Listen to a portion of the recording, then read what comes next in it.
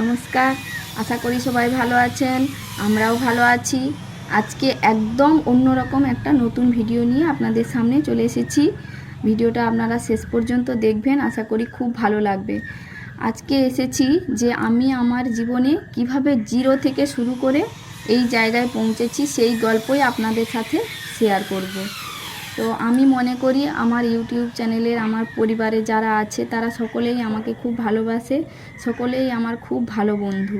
তাই আমি এখন থেকে আমার বন্ধুদের সাথে আমার ভালো মন্দ, সুখ দুঃখ, হাসি কান্না সব কিছুই শেয়ার করব। তাতে অনেকের হয়তো পছন্দ হবে না, কিন্তু অনেকেরই খুবই পছন্দ হবে আমি জানি। আপনাদের সাথে সব কিছুটাই আমি শেয়ার করব।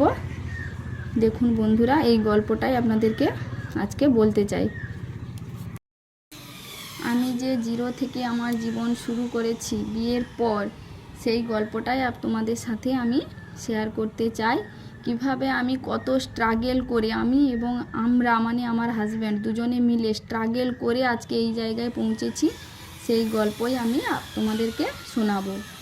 তো এটা বলতে গেলে বিয়ের প্রথম দিন থেকেই শুরু করতে হয়। মানে তোমার দাদার সাথে আমার বিয়েটা কেমন করে হলো আজকে মূলত ওটাই বলবো। আর একদিনে সব কিছু তো বলা যায় না, বা ভিডিও খুব বড় হয়ে যাবে। পরপর একটা একটা ভিডিওর দ্বারা আমি আমার জীবনের সমস্ত গল্প তোমাদেরকে শোনাবো। আশা করি তোমাদের খুব ভালো লাগবে। তো আজকে শোনাচ্ছি তোমার দাদার সাথে আমার কিভাবে বিয়ে হলো। তো আমার বাপের বাড়ি পূর্ব মেদিনীপুর জেলার ময়না থানা, আর আমাকে বিয়ে দেওয়া হয়েছে পশ্চিম মেদিনীপুর জেলার সবং থানাতে। আমার মানে 3 বোন 2 ভাই। তো আমার বাবার পক্ষে পাঁচজনই মানে পড়াশোনা করছিলাম। 5 জনকে একসঙ্গে পড়াশোনা করানোটা আমার বাবার পক্ষে খুব টাফ হয়েছিল, বাবা টানতে পারছিল না। তো সেই ক্ষেত্রে আমি বোনেদের মধ্যে বড়, তাই আমার বাবার হয়তো বিয়ে দেওয়ার অতটা ইচ্ছে ছিল না, কিন্তু আমার মা মানে এক প্রকার মায়ের জন্যই বিয়েটা হয়েছে। তো আমার কিন্তু মানে যখন আমি উচ্চ মাধ্যমিক দিয়ে রেজাল্টের পরের দিন আমার বিয়ে হয়ে গেছে। তো ওই উচ্চ মাধ্যমিক দেওয়ার পর যখন আমি হোস্টেলে থাকতাম, আমি ক্লাস 10 পর্যন্ত বাড়ি থেকেই পড়াশোনা করতাম। তারপর 11-12 আমি হোস্টেলে থেকে ওই ভেমুয়ার হোস্টেল, সবং থানার ভেমুয়ার হোস্টেলেই আমি থাকতাম। ওখান থেকেই আমি উচ্চ মাধ্যমিকটা দিয়েছি। আমার কাকুর মেয়ে বোন মানে দিদি, ওরা আমার দিদি হয়, ওরা কিন্তু আমার নিচু ক্লাসে পড়তো। আর আমি উচ্চ মাধ্যমিক দেওয়ার সময় মাধ্যমিক দেওয়ার সময় কিন্তু আমার বয়সটা খুব কম ছিল। তো 1 বছর 9 মাস বয়স বাড়িয়ে আমাকে মাধ্যমিক দিতে হয়েছে। আমি জেদ করছিলাম, ম্যাডামরা বলছিল যে তোকে থাকতে হবে, 9-এ 2 বছর থাকতে হবে, কিন্তু আমি বললাম না, আমি থাকবো না।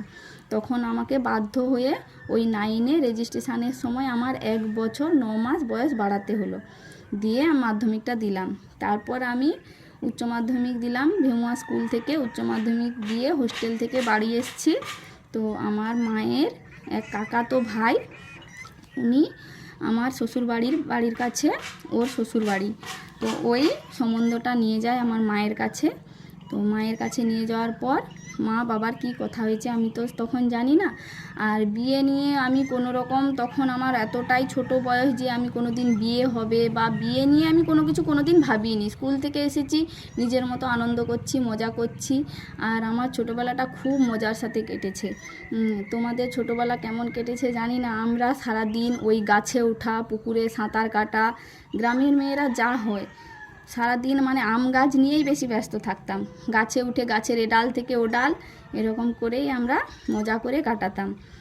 বাড়িতে ওই কাজ ফাজ ওইসব আমরা খুব একটা করতাম না, সারাদিন মজা করেই বান্ধবীদের সঙ্গেই কেটে যেত।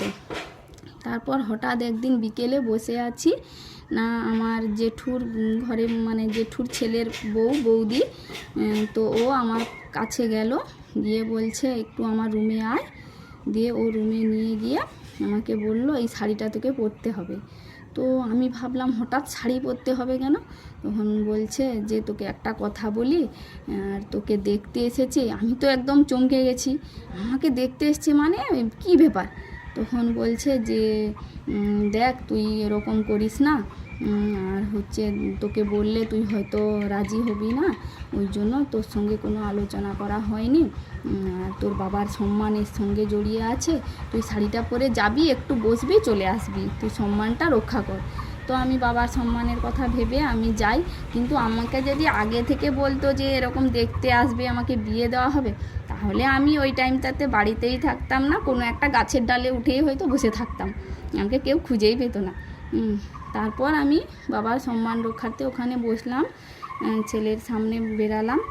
তো ছেলে আমি ওখানে বসার পর আমাকে শুধু জিজ্ঞেস করলো নাম, কোন ক্লাসে পড়ি, এটুকুই জিজ্ঞেস করার পর ও সঙ্গে সঙ্গে ওখানেই বলে ফেললো যে আমার 100% পছন্দ, আপনারা কবে যাবেন বলুন।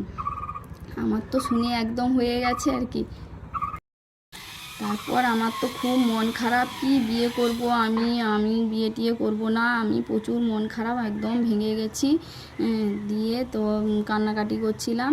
তারপর আমাকে ওই ঘটক মশাই আমাকে একদিন বলল যে ছেলেটার নাকি 2 ভাই, ছেলেটা বিএ পাস করার পর কাবগাড়ি কলেজে বিপিএড পড়াশোনা করতেছে, ওর সঙ্গে লাইব্রেরি সায়েন্স পড়াশোনা করবে, তার ফর্ম ফিল আপ হয়ে গেছে। তারপর ছেলেটার ভূগোল অনার্স আছে, পড়াশোনাতে অনেক ভালো, ভূগোল নিয়ে ও অনেক দূর পর্যন্ত টিউশন পড়ায়। তারপর ওদের 5 বিঘা জায়গা আছে, তারপর মাঠে ওদের জল দেওয়ার জন্য মিনি আছে, তার মানে বিশাল অনেক কিছু বলে দিয়েছে। তারপর আমি দেখলাম যে চিন্তা ভাবনা করলাম, ছেলেটার যখন পড়াশোনা আছে, মানে আমাকে যে হারে বলছিল আমি জানি ছেলের একটা নিশ্চয়ই ভালো কোনো ভবিষ্যৎ আছে, আর বাবাও পড়াতে পারছে না, এই কথা বাবার কথা ভেবেই আমি রাজি হয়ে যাই। তো আমার বিয়েটা হয়ে যায়। বিয়ের পরে আমি যখন এসে দেখি, আমাদের ছোটোবেলা থেকেই কিন্তু আমি পাকা বাড়িতেই মানুষ, আমার বাবা আর জেঠু দুজনে একটা বাড়িতেই থাকে, দুজনে আলাদা কিন্তু একটা বাড়িতেই থাকে। জেঠু প্রাইমারি স্কুলের মাস্টার ছিলেন, মানে আছে। তো আমরা খুব মানে ওখানকার পরিবেশটা মানে খুব শিক্ষিত পরিবেশ, মানে সবাই খুব শিক্ষিত, আমার বাবা জেঠু পিসি ওরা সবাই শিক্ষিত। আর কোনো দিন ওরা ড্রিঙ্ক ফ্রিঙ্ক, কোনো দিন এইসব নেশা টেশা কোনো দিন ওদের ফ্যামিলিতে নেই। তাই ছোটোবেলা থেকে ওই রকম পরিবেশে থেকে থেকে আমরা ওই নেশা করা টোরা ওইগুলো ঠিক একটা খুব পছন্দ করি না। তো অনেকেই ভাববেন যে তাহলে কি যারা নেশা করে তাহলে খারাপ, না আমি ওটা বলছি না, আমি বলছি যে আমি ছোটোবেলা থেকে ওই সব দেখিনি, আমার বাবা জেঠুরা ওই সব করেনি, তাই ওইগুলো আমরা ঠিক একটা পছন্দ করে উঠতে পারিনি। তো বিয়ের পর এখানে এসে থাকতে থাকতে একটু একটু করে জানতে পারলাম যে আমার হাজব্যান্ড বসে বসে জুরির কাজ করে। আর ওই 5 থেকে 1 থেকে 4 পর্যন্ত ওই কয়েকটা 5-6টা বাচ্চা দেখি সন্ধেবেলা চলে আসে টিউশন পড়তে। তো আমি জিজ্ঞেস করলাম যে তুমি কোথায় অনেক দূর দূর মানে অনেক দূর পর্যন্ত ক্লাস 11, 12 এরকম ক্লাস পর্যন্ত টিউশন পড়াও, তো তোমার কখন পড়াতে যাও? কোনো উত্তর নেই। তারপর আমি পরপর থাকতে থাকতে বুঝে গেছি যে আমি পুরো ঢপের মধ্যে পড়ে গেছি। ওরা যে আমাকে বলছিল 5 বিঘে জায়গা আছে, 5 বিঘে তো দূরের কথা, কি বলবো আর বলার কিছু নেই। মানে টোটাল হয়তো আমার শ্বশুরের 10-15 কাঠা হবে কি না সন্দেহ। তারপর পাকা বাড়ি তো নয়, কাঁচা বাড়ি, তাও আবার সেটা আমার শ্বশুর এবং আমার শ্বশুরের ভাইয়ের ভাগ, দুজনের। শ্বশুররা থাকেন না এখানে, অন্য জায়গায় থাকে। তারপর দেখলাম যে ঘরটা মাটির হোক, মানুষগুলো অন্তত ভালো হোক, কিন্তু দেখলাম শ্বশুরমশাই প্রচুর ড্রিঙ্ক করেন, ড্রিঙ্ক করে মানে খুব অত্যাচার। ওনার জন্য যদি গরম ভাত রান্না করা হয় বলবে পান্তা ভাত কোথায়, পান্তা ভাত করলে বলবে রুটি কোথায়, রুটি করলে বলবে মাছ ভাজা কোথায়, মাছ ভাজা করলে বলবে আলু ভাজা কোথায়, কিছু না কিছু একটা সমস্যা ওনার থাকবেই। তো পরিবারে এই নিয়ে প্রচুর অশান্তি। তারপর আমি যেই মাসে বিয়ে হয়ে যায় সেই মাস থেকেই আমি মানে প্রেগনেন্ট হয়ে যাই। তারপর এমনিতেই কোনো কাজ জানতাম না, তার উপর বয়স খুব অল্প, তার উপর প্রেগনেন্ট হয়ে যাই, শরীরে তো মানে একদম শরীর টানছিল না, তার উপর খুব অশান্তি পরিবারে, একদম ভালো লাগছে না। তখন মনে হতো যে নিজের জীবনটাকে শেষ করে ফেলি, আর কি করব, এখানে আমি থাকতেই পারবো না। তারপর দেখলাম যে না, হাজব্যান্ড কিন্তু মানুষটা খারাপ নয়, কোনো ড্রিঙ্ক কিচ্ছু করে না, একটু মানে পান টান কোনো কিছু নেশা নেই। ওই কথাটা ভেবেই ওর মুখ চেয়েই আমি এতদিন এখানে পড়ে আছি। তো প্রেগনেন্ট অবস্থায় এমনিতেই তো বুঝতেই পারছো শরীরের মানে এমনিতেই আমার শরীর একটা খুব মোটা সোটা নয়, তার উপর অল্প বয়স, তার উপর প্রেগনেন্ট হয়ে গেছি, ভালো করে একটা কাজও জানি না। তারপর এসে বাড়িতে দেখি শ্বশুর শাশুড়ি, আমার দেওর, হাজব্যান্ড আর আমি। কিন্তু বাড়িতে 5 জন হলে কি হবে, কিন্তু রান্না করার সময় 10-15 জনের রান্না সব সময় আছে, ওই সব সময় মজুর লেগে আছে। আজকে কি ধান চাষ হচ্ছে, কালকে ধান বাছা, কালকে সরষা ঝাড়া, কালকে হচ্ছে তারপর মানে শাশুড়ির এক খুড়তুতো ভাই বাড়িতে থাকতো, তারপর আমার এক ননদ প্রায়ই থাকতো। এরকম করে মানে 10-12 জনের করে রান্না 3 বেলা হতোই, সকালে, দুপুরে এবং রাত্রে। ওগুলো আমার শরীরের জন্য প্রচুর চাপ হয়েছে। তো এই সব নিয়ে মানে পারতাম না খুব একটা, ওই সব নিয়ে তবুও খুব চেষ্টা করতাম, কিন্তু কারুর মন জয় করতে পারতাম না। ওইগুলো নিয়ে পরিবারে খুবই অশান্তি হতো সব সময়। তারপর যতই অশান্তি হোক হাজব্যান্ডের মুখ চেয়েই পড়ে থাকতাম।